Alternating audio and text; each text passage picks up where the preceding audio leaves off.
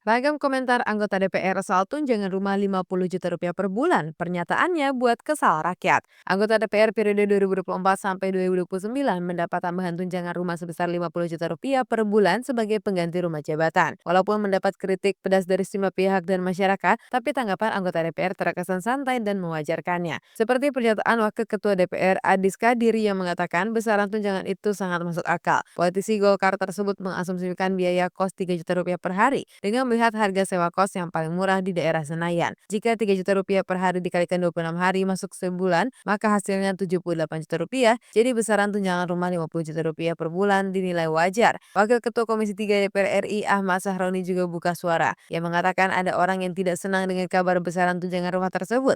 Ia meminta masyarakat tidak melihat nominalnya yang dianggap fantastis sehingga mengeluarkan kritik pedas. Politisi Nasdem ini menyebut bahwa 580 anggota dewan pasti akan membagi rezeki kepada masyarakat dengan cara berbeda. Caroni mengakui bahwa anggota DPR digaji oleh rakyat, sehingga memastikan uangnya akan kembali pada masyarakat. Namun tidak semua anggota dewan mempublikasikan saat memberi rezeki pada rakyat. Menurut Caroni, dibanding memberi fasilitas rumah akan lebih hemat jika hanya mendapat tunjangan rumah. Karena untuk fasilitas rumah nilainya bisa 10 kali lipat dari tunjangan rumah, karena ada banyak perawatan dan perlengkapan yang harus tersedia. Sehingga ia menyimpulkan tunjangan rumah sebesar Rp50 juta per bulan lebih ringan dibandingkan dengan fasilitas rumah jabatan untuk anggota DPR. Dukungan serupa juga dikatakan oleh anggota DPR RI dari Komisi 9, Nafa Urbah. Fasilitas rumah jabatan yang telah ditiadakan membuat sejumlah anggota DPR harus ngontrak di daerah Senayan. Hal tersebut lantaran banyak yang berasal dari luar kota dan tidak memiliki rumah di Jakarta, terutama di sekitar Senayan. Politisi Nasdem ini mengungkapkan dirinya sering terjebak kemacetan jika berangkat dari rumahnya ke Bintaro menuju Senayan. Butuh waktu lebih dari 30 menit hingga 1 jam untuk sampai karena kondisi lalu lintas setiap hari sangatlah macet. Pernyataan itu membuat warga geram. Seharusnya jika sudah tahu macet, maka bisa datang lebih awal. Netizen juga memberi pilihan transportasi untuk bisa membawanya dengan cepat kurang dari 30